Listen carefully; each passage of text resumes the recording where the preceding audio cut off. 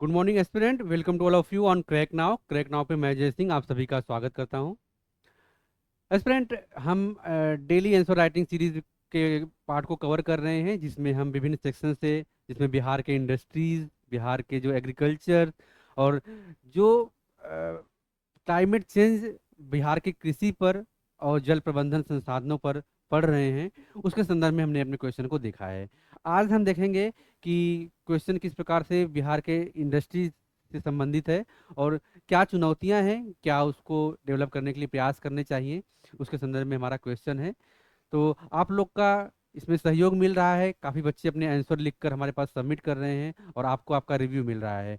तो यह कनेक्टिविटी आपके और हमारे बीच की और आपके निरंतर जो प्रैक्टिस है, इस प्रक्रिया के माध्यम से एक दिन आप जो अपने लक्ष्य की सर्वोच्च ऊंचाई है उसको प्राप्त करोगे। क्योंकि यहाँ पे जो कंपटीशन की भावना है और यह कर पाना लोगों के लिए बहुत मुश्किल भरा लगता है।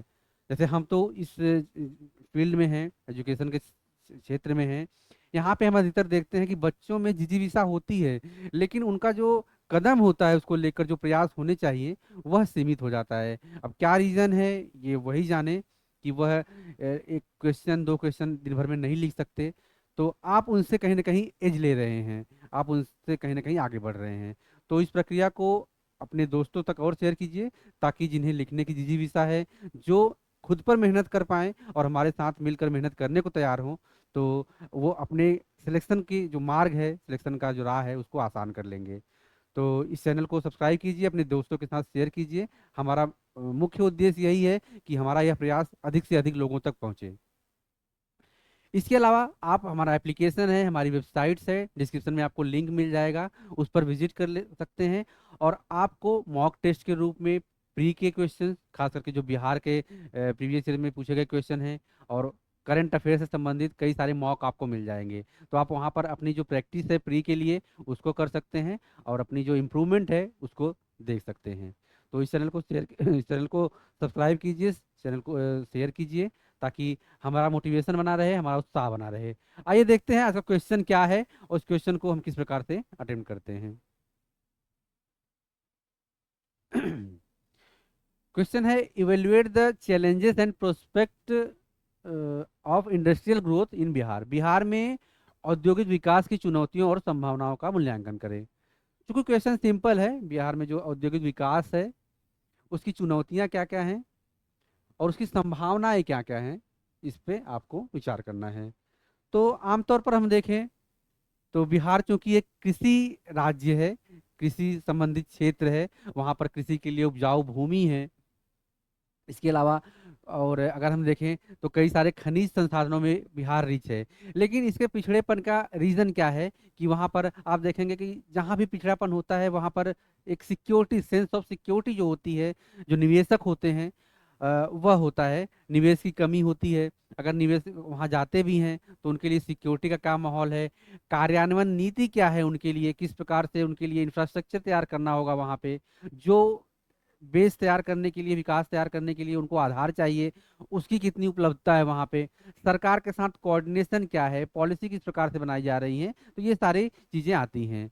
तो हम देखेंगे कि चूंकि विकास बिहार एक कृषि प्रधान राज्य है और अपनी कृषि संबंधी अर्थव्यवस्था के लिए जाना जाता है, तो इसमें विविधता लाने और रोजगार के अवसर पैदा करने के लिए जो औद्योगिक विकास है उसकी भूमिका काफ़ी महत्वपूर्ण हो जाती है। क्योंकि कृषि को ही आधार बनाकर आप विकास का जो रास्ता है वह तय नहीं कर सकते, आपको औद्योगिक जो आधार है उसको डेवलप करना पड़ेगा। उसके लिए आपको ज़मीन का एक्वायरमेंट चाहिए जहाँ पे इंडस्ट्रीज डेवलप हो, आपको रेल रोड पानी चाहिए, ताकि कनेक्टिविटी के माध्यम से जो प्रोडक्ट वहाँ तैयार होते हैं, जो भी उत्पादन वहाँ पर होता है, उसको मार्केट में फैलाया जा सके। मार्केट के लिए जो है कनेक्टिविटी सड़कों की चाहिए, लोगों के साथ उनका समावेशी विकास होना चाहिए, समावेशिता होनी चाहिए कि अपने प्रोडक्ट के बारे में, अपने उत्पादन के बारे में लोगों तक उनकी पहुंच हो पाए। तो ये सारी चीज़ें हैं जो एक इंडस्ट्रीज को, एक उद्योग को बढ़ावा देने में महत्वपूर्ण होते हैं। अब देखते हैं कि चुनौतियां क्या क्या आ सकती हैं। जैसे अगर हम चुनौतियों की बात करें तो चुनौतियों में सबसे बड़ी चुनौती तो यही है कि बिहार जो है वहाँ पे बुनियादी ढांचों की कमी है, बुनियादी ढांचों की कमी है यहाँ पे। आप देखेंगे बुनियादी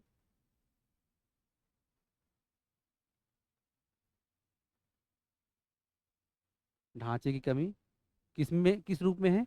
बुनियादी ढांचे की कमी आपके जो है बिजली को लेकर है, सड़क को लेकर है और जमीन को लेकर है।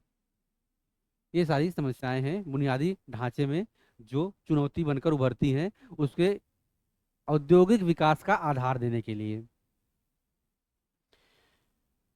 इसके अलावा हम देखें तो विभिन्न जो भूमि अधिग्रहण और नियामक संबंधी मुद्दे हैं, भूमि अधिग्रहण और नियामक संबंधी मुद्दे, जिसमें आप देखेंगे कि जमीन का एक्वायरमेंट, अगर एक प्रॉपर जगह पर इंडस्ट्रीज लगनी है, स्थापित होनी है, तो वहाँ पर जो कानूनी रूल्स एंड रेगुलेशंस हैं और जमीन उनके लिए जो आधार का काम कर सकती है उसे अधिग्रहण करने संबंधी जो समस्याएं हैं उसके बारे में है। तो जमीन अधिग्रहण,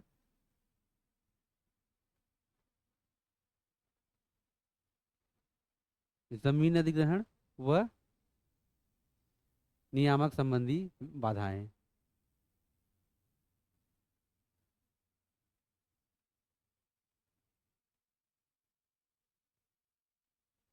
नियामक संबंधी बाधाएं, तो यह इस रूप में समस्या आती है। इसके अलावा आप देखेंगे कि उचित प्रकार की जो शिक्षा है, शिक्षा नीति है जो अभी तक चली आ रही थी, उसमें कौशल का जो एक पार्ट होना चाहिए वह कहीं ना कहीं मिसिंग है।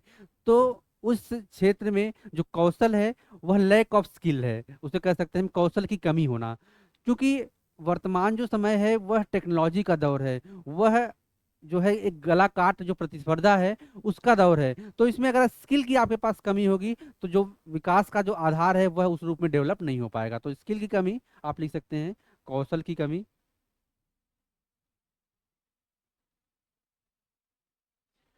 कौशल की कमी, जो भी तकनीकी रूप से जो सक्षमता है वह उस रूप में न डेवलप होने के कारण जो है डेवलपमेंट जो है वो अधर में लटका रह जाता है, वह विकास कम रूप में होता है।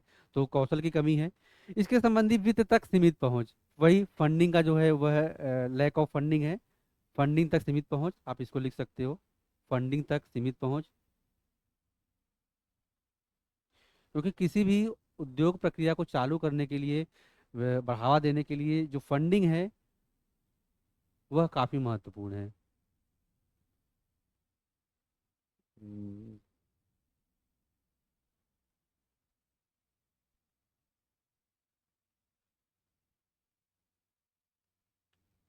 तो फंडिंग तक सीमित पहुंच है, हमने देखा। इसके अलावा अगर आप देखेंगे तो जो सुरक्षा संबंधी एक कंसर्न होता है, कोई भी इन्वेस्टर जब उस क्षेत्र में जाएगा, खास क्षेत्र में जाएगा, तो उसे कंपनी से संबंधित, उद्योग उद्योग स्थापित करने से संबंधित जो सुरक्षा संबंधी नियम है, सुरक्षा की स्थिति क्या है उसके संबंध में जो है अभाव देखा जाता है। तो यह भी एक समस्या का कारण है। तो जो सुरक्षा सिक्योरिटी संबंधी कंसर्न है वह यहाँ पर काफी महत्वपूर्ण हो जाता है। तो ये हमारे क्वेश्चन में जो चुनौतियां थी कि बिहार में औद्योगिक विकास में चुनौतियां क्या हैं, जिसमें बुनियादी ढांचे की कमी हमने देखा, बिजली, सड़क, पानी की कनेक्टिविटी जो है उसका अभाव देखा, जमीन अधिग्रहण संबंधी जो कानून है वह उसका क्या आधार है, वह भी समस्याएं उत्पन्न करती हैं, वह नियामक संबंधी बाधाएं, फंडिंग तक सीमित पहुंच, फंडिंग जो है उस रूप में नहीं है, सिक्योरिटी संबंधी जो कंसर्न है, इसके अलावा आपका जो है कौशल की कमी, ये सारी जो है चुनौतियां हैं, बाधाएं हैं। इसी को हम देखते हैं कि इसके लिए संभावनाएं क्या हैं, क्या विकास के जो कार्य हैं, विकास के लाभ हैं वह हो सकते हैं। तो एक दूसरा रूप देखें तो संभावनाओं में, चूंकि यहाँ पर जो प्लस पॉइंट है आप देखेंगे कृषि भूमि है, क्योंकि कृषि उत्पादन यहाँ पर ज़्यादा होता है, तो कृषि उत्पादन भूमि है। इसके अलावा आप देखेंगे कि कोयले की उपस्थिति यहाँ पर ज़्यादा है, कोयले की उपस्थिति, तो एक खनिज संसाधन के रूप में कोयला महत्वपूर्ण भूमिका निभाता है, कोयले की उपस्थिति जो है वह ज़्यादा है। इसके अलावा अभ्रक जैसे जो खनिज हैं उसकी भी प्राप्ति यहाँ पर होती है। तो अभ्रक की प्राप्ति, कहने का मतलब ये है, अभ्रक की प्राप्ति, कहने का मतलब ये है कि यह विभिन्न प्रकार के जो खनिज हैं उसमें रिच है। तो उस रिच होने के बावजूद भी जो भंडारण क्षमता है उसका निस्तारण, या फिर आप कहें कि जो नए तकनीक द्वारा उसकी ड्रिलिंग होती है, वह उस रूप में डेवलप नहीं हो पाई है। इसी वजह से वहाँ पर जो क्षमता है या फिर जो चिंताएं हैं उभर कर सामने आई हैं। अगर हम इस दोहन को कर पाए और कोयले की जो भंडारण क्षमता है उसको अधिक मात्रा में कर पाए, बाहर ला पाए उसे, और उसे कन्वर्ट कर पाए एनर्जी में जहाँ भी कोयले का इस्तेमाल होता है, तो यह कहीं ना कहीं उस क्षेत्र के विकास में काफ़ी महत्वपूर्ण भूमिका निभा सकता है। तो इस रूप में है। इसके अलावा हम देखें तो रणनीतिक स्थान है ही है इसके, जो अगर हम देखेंगे तो इसकी कनेक्टिविटी नेपाल से मिलती है, उत्तर प्रदेश जैसे बड़े राज्य से मिलती है। तो जो बाजार के लिए जो एक आधार चाहिए होता है वह यहाँ पर पर्याप्त है।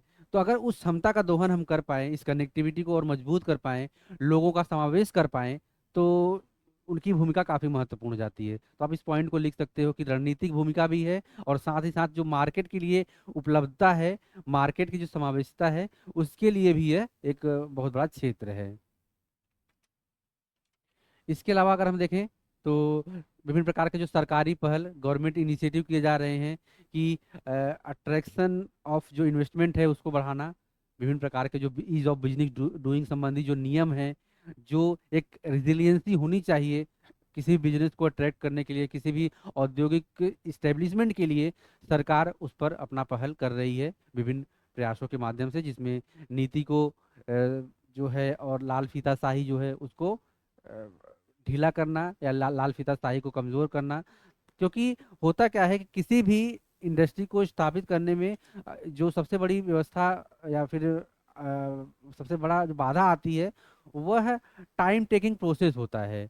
जैसे अभी एक रिपोर्ट भी आई थी जिसमें बताया गया कि अगर आपको चाइना जैसे कंट्रीज में अपने उद्योग को स्थापित करना है, तो आपको जो रूल्स एंड नियम और पॉलिसीज हैं उससे लगभग 2 से ढाई महीने से गुजरना पड़ता है, आपका पूरा बेस हो जाता है, तैयार हो जाता है।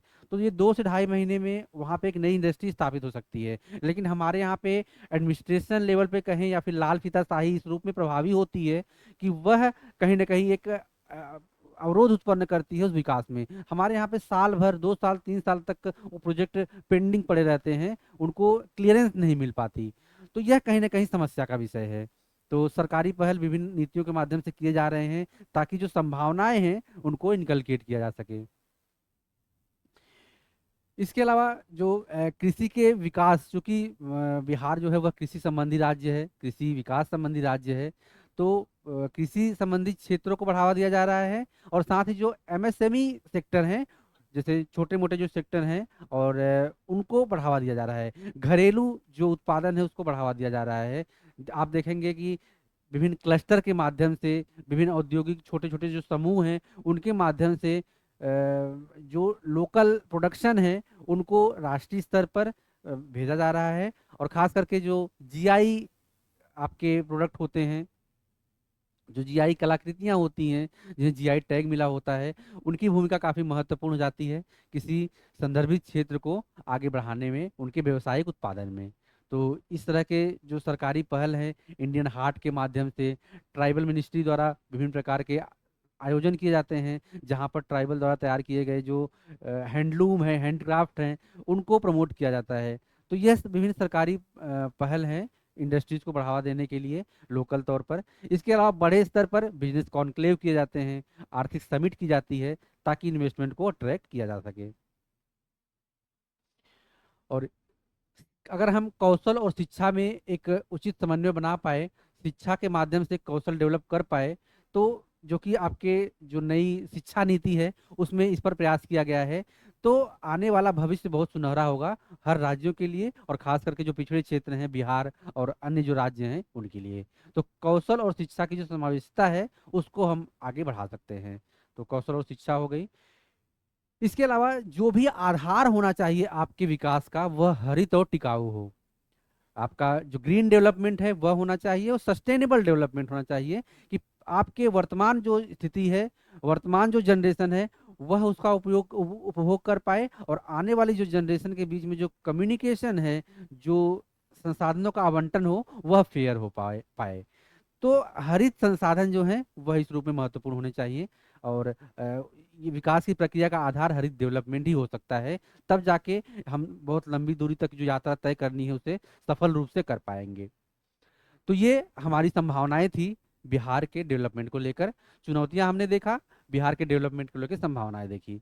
तो जो चुनौतियां थी हमारे कि फंडिंग की कमी है, कौशल की कमी है, उसी को हम अगर कन्वर्ट करके और एक ह्यूमन रिसोर्स क्रिएट कर पाते हैं, ग्रीन डेवलपमेंट को बढ़ावा देते हैं, सस्टेनेबल डेवलपमेंट को बढ़ावा देते हैं, स्किल को डेवलप कर पाते हैं, तो जाके बिहार की जो इंडस्ट्रीज है वह एक उन्नत रूप धारण कर सकेगी और लोगों को वहां से माइग्रेट होकर दूसरे राज्य में आजीविका के लिए नहीं जाना पड़ेगा। तो वह बिहार का जो एक क्षेत्र है वह डेवलप होके निकलेगा।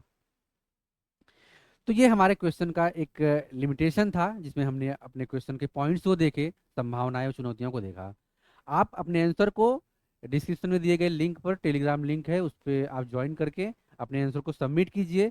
हमारी टीम आपके आंसर की रिव्यू विद इन 72 आवर्स करेगी और आपको आपका जो राइटिंग पैटर्न है, लूप होल्स हैं, कमियां कहाँ पे हैं, सुधार कहाँ पर होगा, ये सारी चीज़ें आपसे डिस्कस की जाएंगी। तो इस चैनल को सब्सक्राइब कीजिए, वीडियो को शेयर कीजिए, ताकि हमारा यह प्रयास लोगों तक पहुंच पाए। और तब तक आप पढ़ते रहिए, व्यस्त रहिए। मिलते हैं नेक्स्ट क्लास में नए क्वेश्चन के साथ। Thank you so much.